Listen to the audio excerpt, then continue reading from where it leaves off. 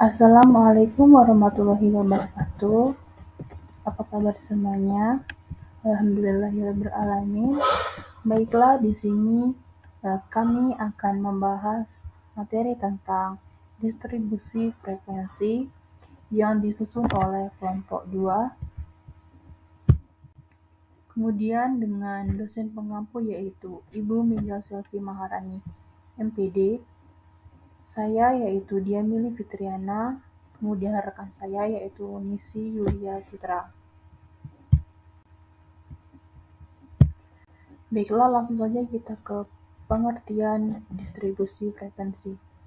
Distribusi frekuensi merupakan rangkaian data angka menurut kuantitasnya dan atau kualitasnya atau kategori. Rangkaian data angka menurut kuantitasnya disebut distribusi frekuensi kuantitatif. Sebaliknya, data yang disusun menurut kualitasnya atau kategori disebut distribusi frekuensi kualitatif. Contoh sederhana data kuantitatif adalah data yang mencakup tentang hasil belajar, prestasi belajar, jumlah siswa, dan lain sebagainya. Sedangkan contoh data kualitatif ialah data mengenai jenis kelamin, jenis pekerjaan, tingkat pendidikan, status pernikahan, dan sebagainya. Tabel merupakan alat penyajian data statistika yang berbentuk baris dan kolom. Dengan demikian, tabel distribusi frekuensi dapat diartikan sebagai alat penyajian data statistik yang berbentuk kolom dan lajur yang di dalamnya dimuat angka yang dapat menggambarkan pembagian frekuensi dari variabel yang sedang menjadi objek riset. Kemudian selanjutnya yaitu istilah-istilah dalam tabel distribusi frekuensi. Nah, dalam istilah distribusi frekuensi, biasanya kita mengenal yang pertama yaitu kelas interval. Kelas interval adalah interval mengandung kelas, biasanya dalam tabel distribusi frekuensi terdiri dari beberapa kelas. Secara umum 5 sampai 15 kelas. Kemudian yang kedua yaitu ujung kelas. Ujung kelas adalah nilai ujung setiap kelas dalam distribusi yang digunakan sebagai pedoman untuk memasukkan angka-angka hasil observasi ke dalam kelas. Ada 2 ujung dalam setiap kelasnya, yaitu ujung bawah kelas dan ujung atas kelas. Kemudian yang ketiga yaitu batas kelas. Batas kelas ialah angka yang diperoleh dengan cara nilai-nilai ujung kelas dikurangi atau ditambah dengan tingkat ketelitian yang digunakan. Dalam hal ini, tingkat ketelitian data yang digunakan tergantung pada pencatatan datanya. Jika data yang digunakan ditulis dalam bilangan bulat, maka tingkat ketelitian datanya sebesar 0,5.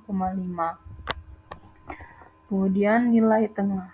Nilai tengah adalah nilai rata-rata hitung dari kedua ujung kelasnya. Cara menghitungnya yaitu nilai tengah sama dengan ujung bawah kelas ditambah dengan ujung atas kelas. Selanjutnya yaitu panjang kelas. Panjang kelas ialah angka yang diperoleh dari perbedaan selisih antara kedua batas kelasnya. Kemudian menyusun tabel distribusi frekuensi. Langkah yang pertama yaitu menentukan rentang atau R. Nah, menentukan rentang yaitu rumusnya R sama dengan nilai maksimum dikurang dengan nilai minimum. Selanjutnya yang kedua yaitu menentukan banyak kelas atau dinamakan dengan B. Banyak kelas digunakan paling sedikit 5 dan paling banyak 15. Cara lain untuk N berukuran besar dengan menggunakan aturan Sturges yaitu banyak kelas sama dengan 1 ditambah 3,3 log N. Kemudian yang ketiga yaitu menentukan panjang kelas atau P, yaitu hasil bagi rentang dengan banyaknya kelas dengan menggunakan rumus panjang kelas sama dengan rentang banyak kelas. Kemudian yang keempat yaitu menentukan ujung-ujung kelas untuk setiap kelas intervalnya. Dalam menentukan ujung-ujung kelas, yang harus diperhatikan ialah menentukan nilai ujung bawah untuk kelas interval yang pertama, terdapat dua kemungkinan yang dapat dilakukan, yaitu nilai ujung bawah kelas interval pertama dapat mengambil nilai data yang terkecil atau nilai data yang lebih kecil dari nilai data yang terkecil. Kemudian yang kelima yaitu memasukkan semua data ke dalam masing-masing kelas interval menggunakan kolom terus atau tali. Kemudian yang keenam, menuliskan nomor dan judul tabel serta uraian dan sumber data yang didapat. Selanjutnya yaitu jenis-jenis tabel distribusi frekuensi. Jenis-jenis tabel distribusi frekuensi ada 3. Yang pertama yaitu tabel distribusi frekuensi relatif. Tabel distribusi frekuensi relatif adalah sebuah tabel yang berisi nilai-nilai data dengan nilai-nilai tersebut dikelompokkan ke dalam interval-interval kelas. Dan tiap interval kelasnya masing-masing mempunyai bilangan frekuensi dalam bentuk persentase. Frekuensi relatif masing-masing kelas diperoleh dengan membagi frekuensi kelas dengan frekuensi totalnya. Kemudian yang kedua yaitu tabel distribusi frekuensi kumulatif. Tabel distribusi frekuensi kumulatif adalah sebuah tabel yang diperoleh dari tabel distribusi frekuensi dengan frekuensinya dijumlahkan selangkah demi selangkah.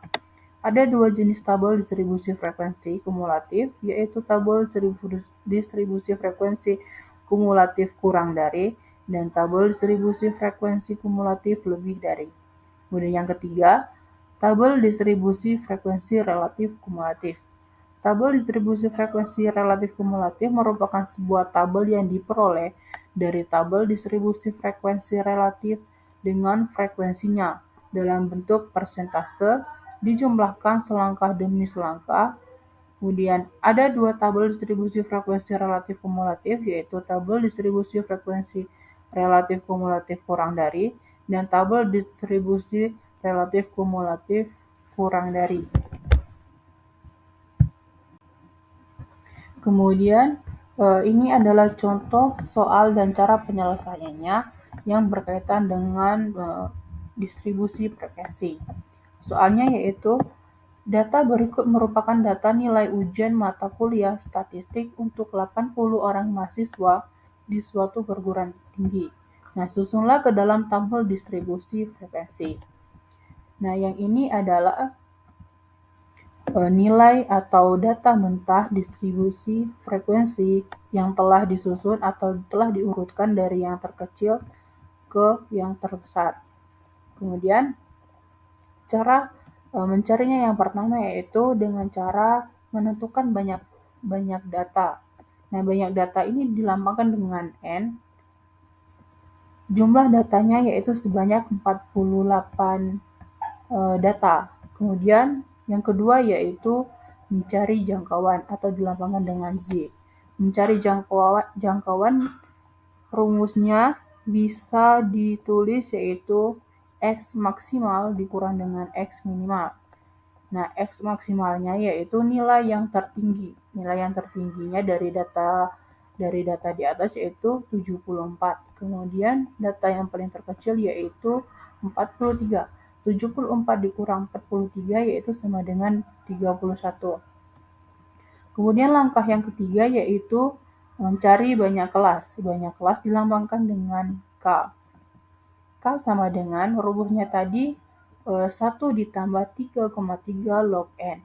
Kemudian kita turunkan 3 ditambah 3,3 log 48. N-nya tadi adalah jumlah data yaitu 48. Kemudian kita turunkan 1 ditambah 3,3 terus log dari 48 yaitu 1,68. Langsung kita turunkan lagi yaitu 1 ditambah 3,3 dikali dengan 1,68 hasilnya yaitu 5,54. Terus kita jumlahkan 1 ditambah 5,54 hasilnya 6,54. Nah, ini kan hasilnya berkoma. Nah, dalam distribusi frekuensi, bilangan berkoma tidak berlaku. Maka kita bulatkan menjadi 7 supaya data yang kita jumlahkan itu tidak hilang. Terus langkah yang keempat yaitu panjang kelas. Panjang kelas dilambangkan dengan P sama dengan J yaitu jangkauan dikurang atau dibagi dengan K yaitu banyak kelas. J-nya tadi 31, kemudian banyak kelasnya yaitu 7. 31 dibagi 7 yaitu 4,43. Nah, karena tidak boleh bilangan berkoma, maka kita bulatkan menjadi 5 supaya data yang kita jumlahkan itu tidak hilang. Nah, tadi pembahasan materi dari distribusi frekuensi, maka kita simpulkan, dalam penulisan ini telah dikemukakan ide fundamental distribusi frekuensi, diantaranya terdapat 5 istilah dalam tabel distribusi frekuensi, yaitu kelas interval, ujung kelas, batas kelas, nilai tengah, dan panjang kelas. Kemudian langkah-langkah penyusunan tabel distribusi dimulai dengan menentukan rentang, banyak kelas, panjang kelas, dan menentukan nilai interval pertama serta memasukkannya ke dalam tabel distribusi frekuensi. Terdapat 3 jenis distribusi frekuensi yaitu distribusi frekuensi relatif, distribusi frekuensi kumulatif, dan distribusi frekuensi relatif kumulatif. Serta tadi telah diberikan contoh distribusi frekuensi kuantitatif dalam ilmu pendidikan.